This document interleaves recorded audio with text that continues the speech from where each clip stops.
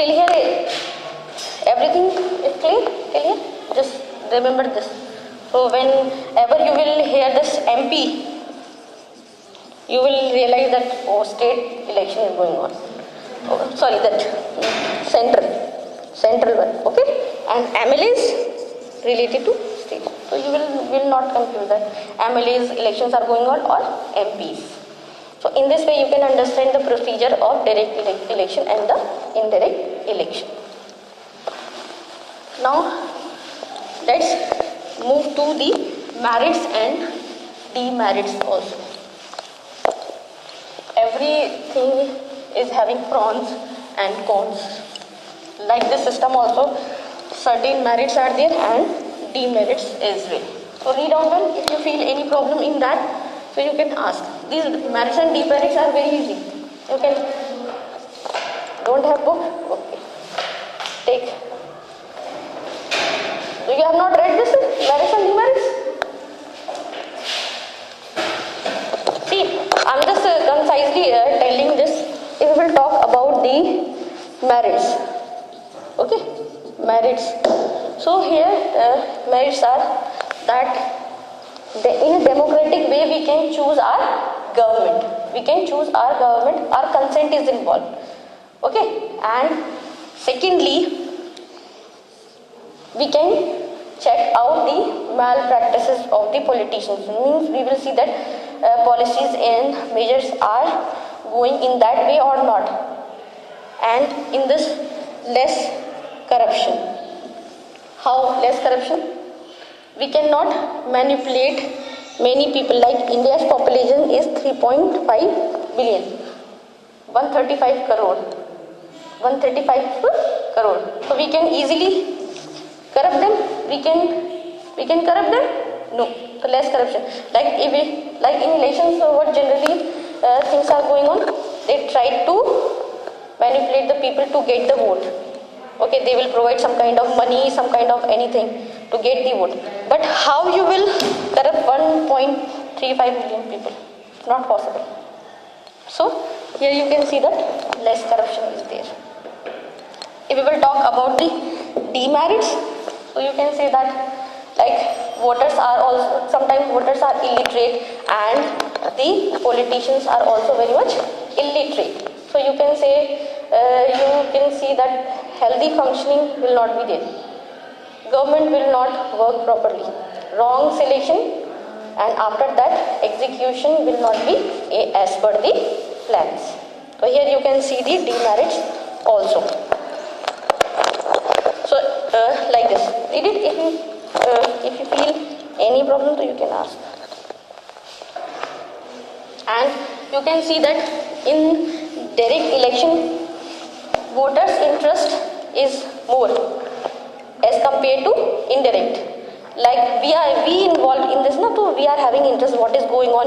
We will discuss to other people, means to whom you will give your vote. Like that, interest will be more.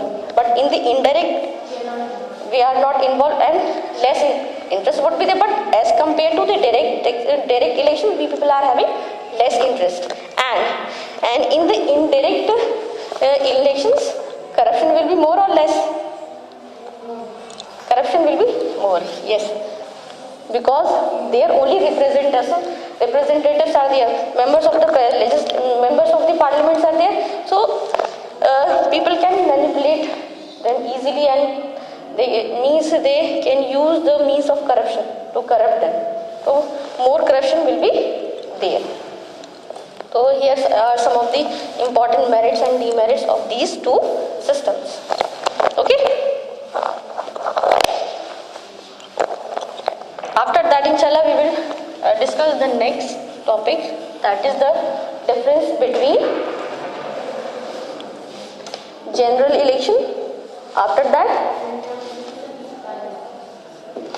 midterm election, and third one is by-election.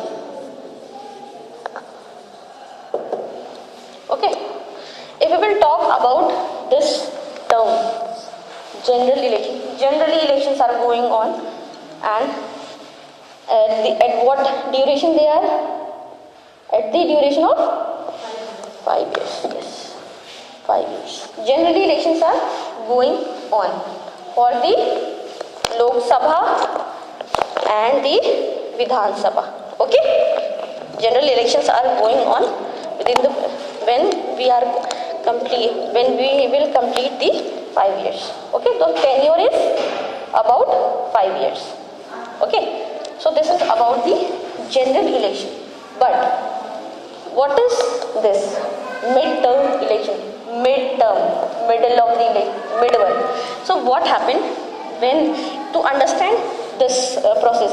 Like in this, you have to understand one process that is called as coalition government. Coalition government, in Hindi you might have heard this word, Gadbandhan Sarkar. Different. If any party is failed to prove its majority to form the government, and after that what they are doing, they are asking the support, or other parties are ready to give the support. Like in the state, like you can see the BJP is there, Congress is there, Samajwadi Party is there, and Bahujan Party is there. Okay, so all these parties are there in the state and they are contesting the election. But at last what happened? No party get the majority. So what they will do? They will do coalition or form the coalition government. BJP said that if you will give us support, BJP will ask from the Congress that if you will give the support, so we will form the government. But at the same time, this party is also ready to give the support to earn the majority as compared to the other party. So in this way, BJP, Samajwadi Party and Congress will form the coalition government. Okay, but after some time, like tenure is 5 years. After 2 years, Congress party is saying now we are taking our support back. Okay, we want to apart from this type of government. So we are going to withdraw our support. So at that time, government will dissolve. Okay, government will dissolve at that time. Then after that, this midterm election will start. Understood? So just remember this coalition government and this. So general election, midterm, okay, and remember this coalition government also. And after this, just see the by-election process. Now, government is running and doing its work. But all of a sudden, what happened? A minister dies. What happened? We have to fill the vacancy. So for that, we will do the by-election. In case of death, in case of in case of malpractices, means if a minister is not responsible to work properly, in that we have to do the by-election. If a minister has given the resignation, resigned, death, any reason, so for that we have to fill the vacancy. Okay, so at that time we will have the by-election for that vacancy, and after that, that person will do the working of the government. Okay, understood? General election, midterm election and the by-election. Clear? Okay. Now let's talk about the next topic that is related to your constituencies. Very easy. Need any clarification about this? Constituencies. Yes. Like in history, I told you that different empires were divided into different states. Then parganas, sarkars, village, like that. So, like this. Constituencies. Okay. So, like in India is divided into different constituencies. Okay. So, according to that area,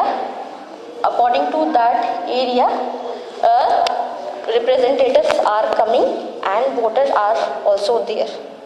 So within that area we people are having confined voters, and you can say the representatives or the ministers. Okay, and in this also division is there: single, double, and the third one is your reserved one.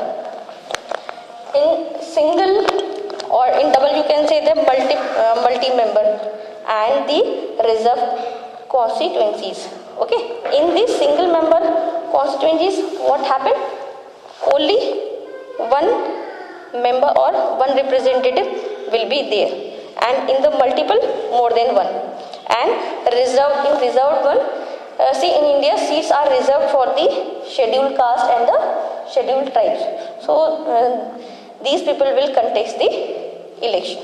Okay, so these are the division of the constituencies. Okay, now let's talk about the next topic, which is related to your election commission.